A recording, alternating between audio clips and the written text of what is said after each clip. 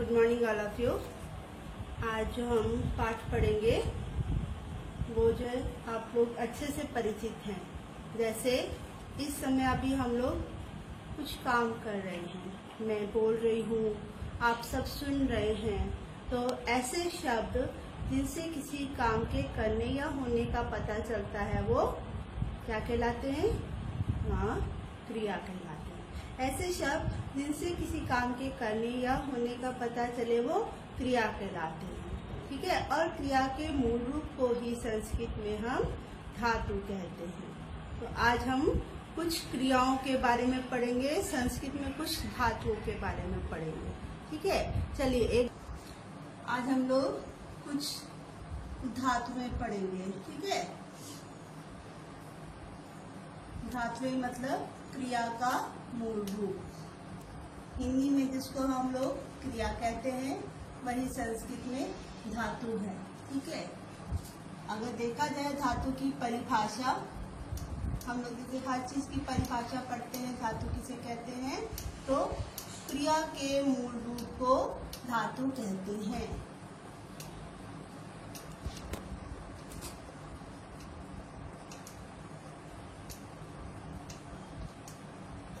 क्रिया के मूल रूप को धातु कहते हैं।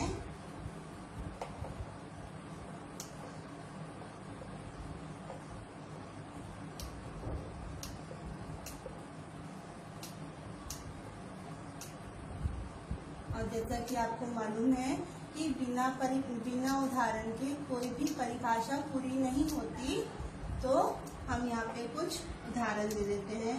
जैसे अभी आप लोग पढ़ रहे हैं, पठ धातु पढ़ने के योग में लगती है।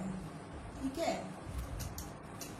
मैं लिख रही हूँ, लिख धातु लिखने के योग में हो गई।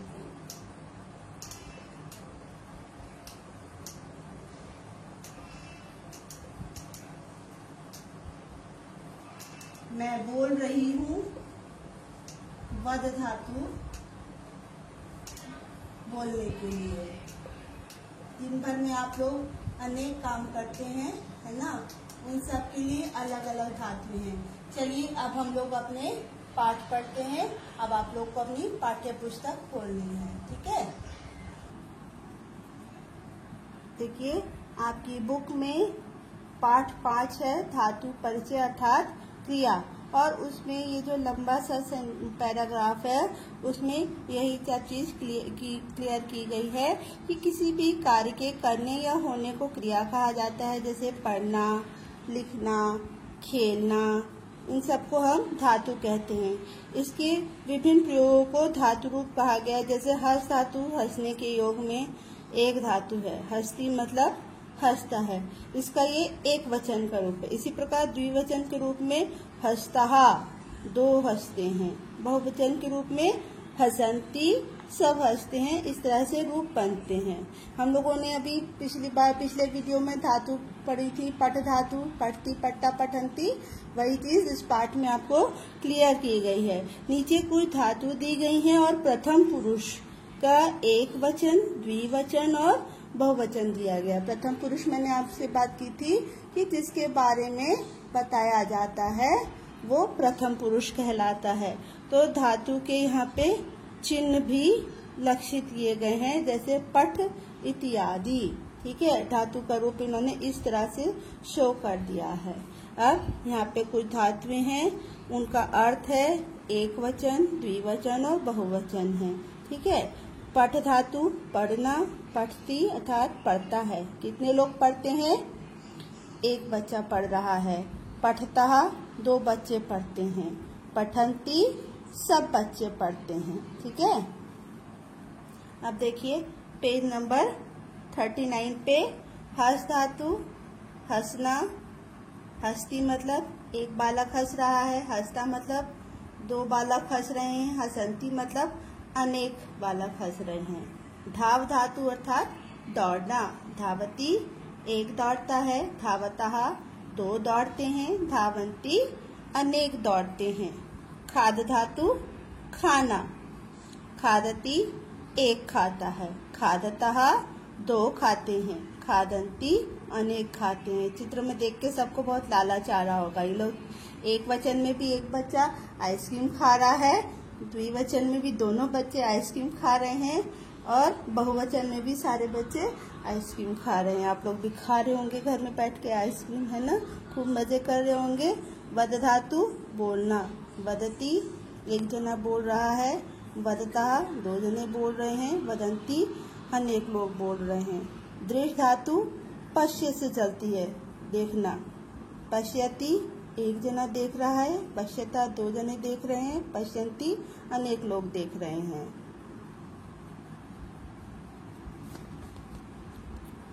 नृत्य धातु नृत्य करना, ठीक है, ये नृत्य से चलती है, नृत्य से नहीं चलती, नृत्यति नहीं होता, इसका नृत्यति होता है। नृत्यति एक बालिका नृत्य कर रही है, नृत्यता दो जने नृत्य कर रहे हैं, नृत्यंती अनेक लोग नृत्य कर रहे हैं। रक्ष धातु अर्थात रक्षा करना, एक सैनिक रक्षा कर रहा है, रक्षतः मतलब दो सैनिक रक्षा कर रहे हैं, रक्षंती मतलब अनेक सैनिक रक्षा कर रहे हैं। यहाँ तक तो आप लोग के लिए आसान था क्योंकि चित्र दिया हुआ था और चित्र के साथ आप लोगों को जो है सिर्फ अर्थ दिए हुए हैं, ठीक है। एक वचन, द्विवचन और बहुवचन करने के बाद सिर्फ अर्थ दिखा रखे हैं। गम धातु गच्छ से चलती है, गम मतलब जाना, गच्छति एक जाता है, गच्छतः दो जाते हैं, गच्छन्ति अनेक जाते हैं। क्रीड धातु खेलना, क्रीडति एक खेलता है, क्रीडतः दो खेलते हैं, क्रीडन्ति अनेक खेलते हैं।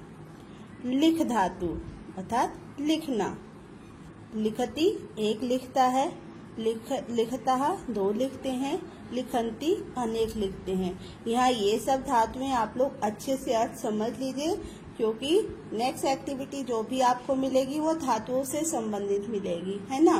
तो यहाँ पे मैंने शो कर दिया कि हर एक का चित्र नहीं बना हुआ है, मैं अर्थ समझा रही हूँ, अर्थ के अनुसार आपको एक्टिविटी करनी होगी।